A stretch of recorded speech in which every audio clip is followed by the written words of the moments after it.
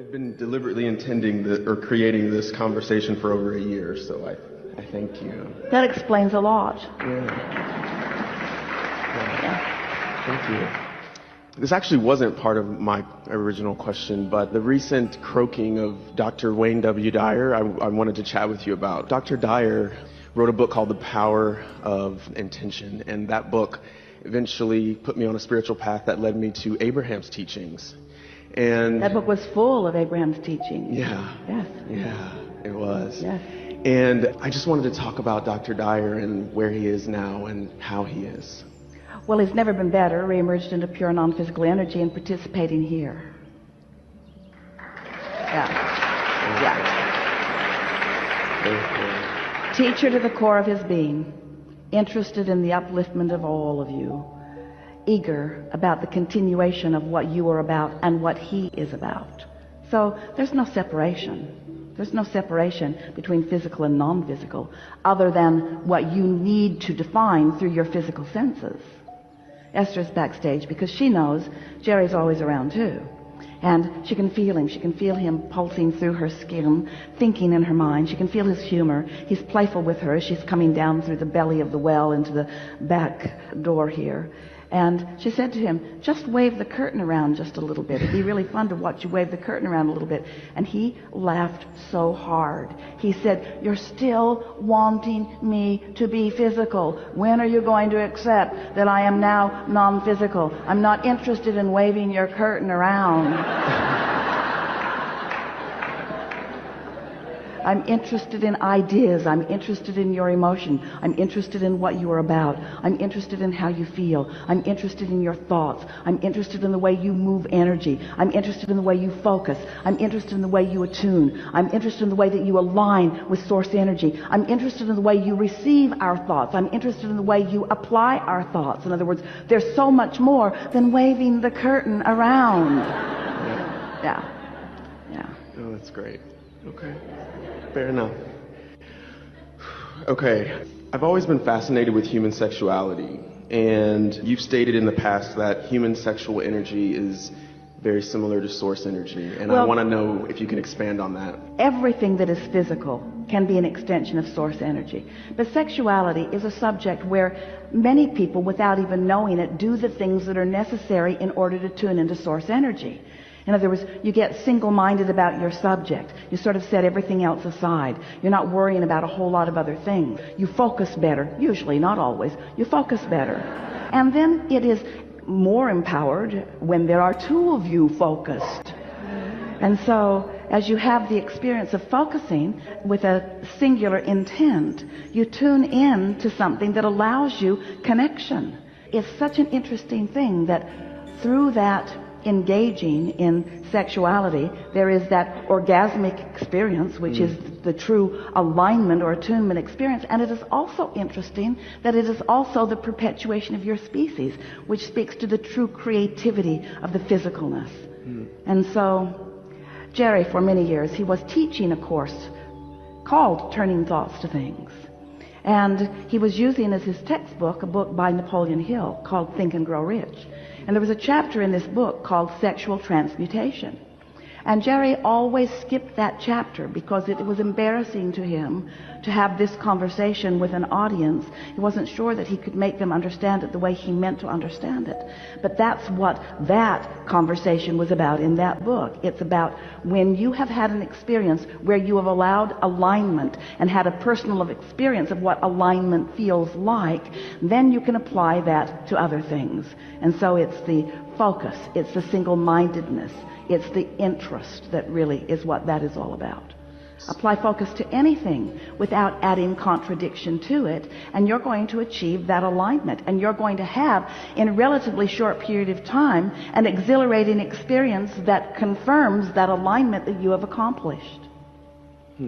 So why do we humans make such a big stink about it when we all clearly are so fascinated with it? Why is it so? Well, we don't think that that's different from the way humans feel about most of their emotions. Most people are not utilizing emotion as any sort of guidance tool. Most people are observing and trying to get agreement with others. So many people are guarded about so many things. And we stated earlier today, this is really the answer to this important question that you've posed to us here.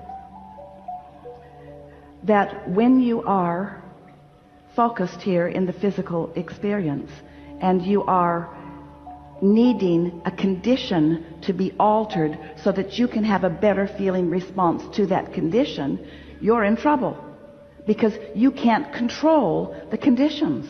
And so that's why your world gets all balled up in wars and walls and bombs and trying to control behavior, because so many people really believe they want to feel good. They innately want to feel good. And when they look at that and do feel good, and look at that and do feel good, and look at that and don't feel good, we understand why their knee-jerk reaction would be, we need to control that.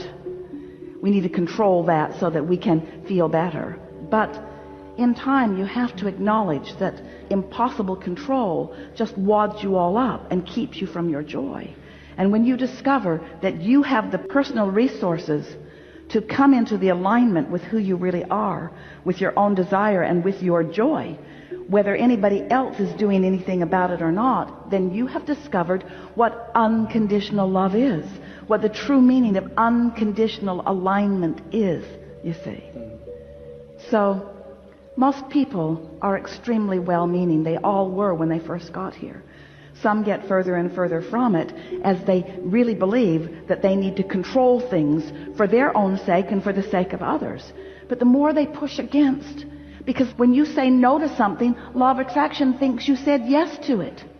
When you say no to something, it's like saying yes to the thing you don't want.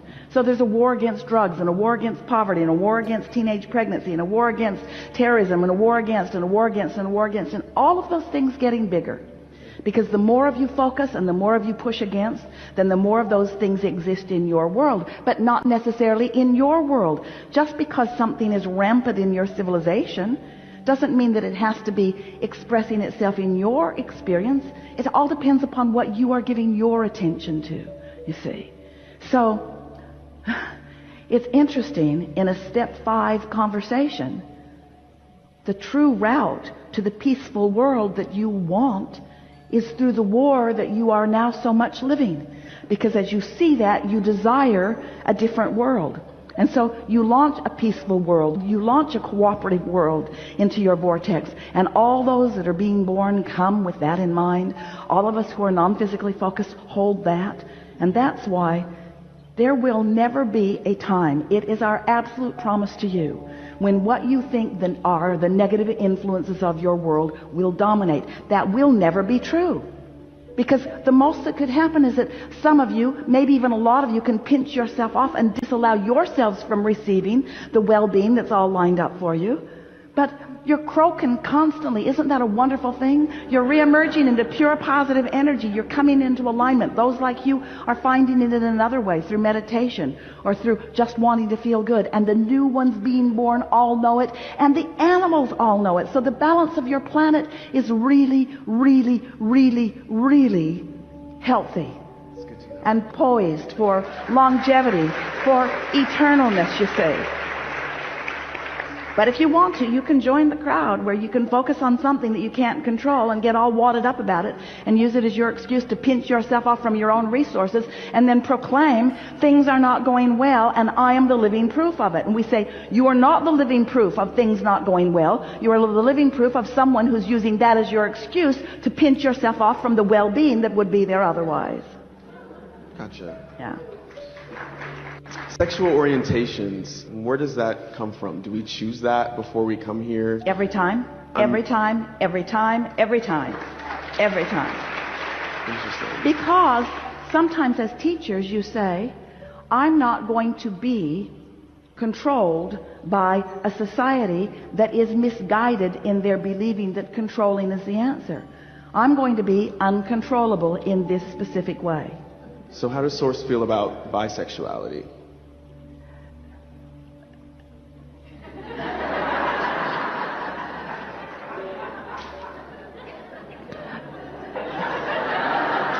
We want to get to the basis of the question. Let's get to the basis of the premise, not the sexuality that you think. That's not the premise. The basis of this question, the important premise of this question is, Do you think that you are a puppet on a string and that you're here just to figure out what Source wants you to do? That Source has got it all figured out? That Source is finished with creation and now you're here being tested to see if you can get in? It's not like that at all. You're here exploring and evolving and discovering and deciding. And Source is supporting and flowing. So Source doesn't have a contrary opinion about what you're choosing. The contrary opinion that you feel when you choose it from Source is when you get contrary of your own desire. You're the one that's sifting and sorting and launching the rockets. You're the one that's causing the expanding. You're the leading edge out here, you see. But your mind doesn't want to go quite there, does it? Your mind wants to believe that there are rights and wrongs that you must follow, that there are things that you must do. And that's because so many have come before who needed to control your behavior. And so they said, if you really want to thrive and be part of our club, and in the early days, the economic and the religious clubs were almost the same club. If you want to be part of this club, then you must do these things, and you must not do these things. And so you said, I really want to be part of this thriving club. And so I will not do those things, and I will do these things. And then as you lived a little bit of life and you noticed, hey, wait a minute. I'm not doing those things, and I am doing these things, and I'm not so much thriving. And that person over there is doing the things that they're not supposed to do, and not doing the things that they're supposed to do, and look at them thriving. And then they said, oh, well, you can't tell by what's going on in this life. It's in the afterlife that you will discover whether you got it right or not. So now you are left, you're taking somebody else's word for it. You are completely setting aside your own guidance system with your own inner being there, guiding you, giving you impulses, helping you to find your way to the things that your life has called through you, you see. You're not puppets on a string. And so we really like it when you know that the opinion that Source has for you is always about your thriving, always about your happiness, always about your self-discovery of your path of least resistance, and never, ever, ever, ever, ever will be. How you put God and hate or God and vengeance in the same sentence is really a sort of screwy thing, don't you think? You can't have it both ways. What is what man calls God? Well, what we are calling that Source energy is the culmination of all that you have discovered that has been a benefit to you and to mankind. In other words, there is this vibrational reality, but it's not these petty things that you use to squabble and push against one another about. You are pure positive energy. You are liquid love. You've come to uplift. You've come to be empowered. You've come to take the energy that creates worlds and flow it through. And when you are in sync with all that you are, then you feel that and you know that. And when you push against anyone, you've disconnected yourself from your Source. And that's why so many hateful people need to gather together in groups, because they don't have the resource of their own alignment. So they're looking at it from others, you see.